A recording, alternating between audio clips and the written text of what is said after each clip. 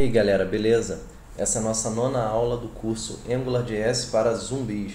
E hoje eu vou falar com vocês sobre validação de form em diretiva. Na última aula a gente fez essa validação aqui, que até funciona, né, no controller, só que é uma prática bem ruim. E eu vou ensinar para vocês uma forma bem melhor de se fazer isso. Então primeiro eu vou apagar esse código aqui, deixar do jeito que estava, né? E lá embaixo também. Pronto. Então agora a gente vai criar a nossa diretiva. Vamos copiar essa estrutura aqui só para economizar tempo. Então, nossa diretiva vai se chamar ngZumbi_submit. Em vez de atributos, ela vai estar relacionada a elementos, então a gente vai criá-la dessa forma aqui, ngZumbi_submit, certo?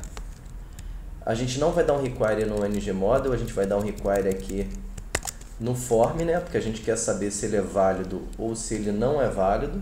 Então a gente aqui tem que alterar também. Ok? A gente não vai ter isso aqui. E a gente vai precisar de um template para ela. Já que ela é um elemento, então a gente vai ter um template associado a ela. Vamos copiar o botão de submit lá de baixo? Então a gente vai tirar esse botão aqui e vai chamar ngZumbi_submit. Ok? Aqui a gente está chamando nossa diretiva. E aqui vai ficar o nosso botão da diretiva no template. Então a gente vai remover esse ngClick aqui também. A gente não vai precisar desse cara. A gente vai continuar tendo o type submit, a classe, salvar, blá. Só que beleza, a gente criou, a gente removeu o ngClick e a associação dele com o método adiciona do controller. Então como é que a gente vai resolver essa pendência? O que a gente vai fazer é basicamente isso aqui. A gente vai criar um atributo aqui, submit, que vai receber justamente aquela função, adiciona ocorrência. Qual é a graça disso aqui? Por que a gente está fazendo isso? Se a gente em algum outro controller precisar usar a nossa diretiva, é só a gente fazer exatamente isso aqui e no submit a gente passa o outro método que vai adicionar. Então ele é completamente genérica essa diretiva, ela vai ter a validação e no final das contas vai chamar um método. Então, mas como é que a gente reconhece dentro da nossa diretiva esse submit? Então vamos voltar para lá. Ela vai ter aqui um scope submit. E como é que faz para reconhecer no Angular uma função, uma atribuição de função? É esse cara aqui. Depois eu vou ensinar para vocês sobre o arroba e sobre o igual. Mas por enquanto é só esse cara aqui que vai receber uma função.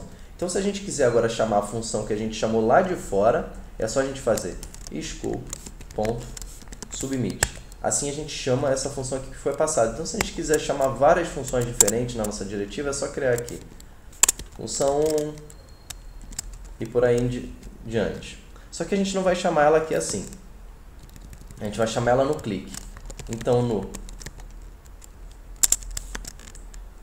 clique do nosso elemento, do nosso botão, a gente vai fazer o quê? A gente vai verificar se o form é válido e se ele for, a gente chama a função que está lá em cima, seja lá qual ela for, é por isso que ele é totalmente genérico. Se não, a gente vai mandar um alert dizendo que o formulário está inválido. Então primeiro vamos ver se isso tudo aqui funciona.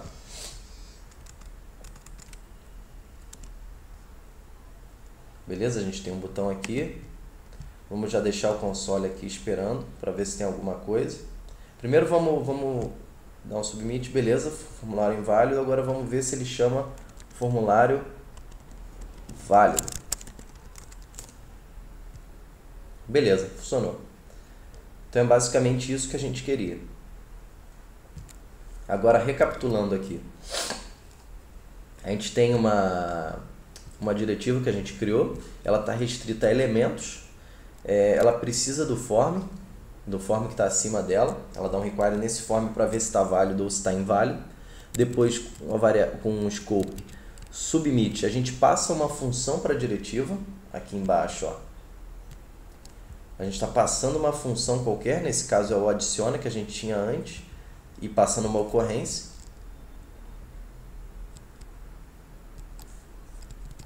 O template dela é exatamente o template que estava lá embaixo, que é um button com type submit.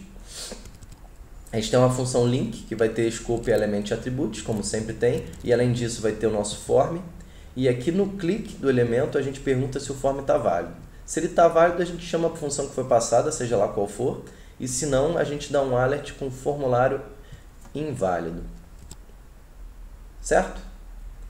Então é basicamente isso, a gente deu uma refatorada boa naquela validação de controller, e agora a gente está usando uma diretiva muito mais genérica, uma forma muito melhor de se fazer aquela validação. Então é isso, galera. Valeu!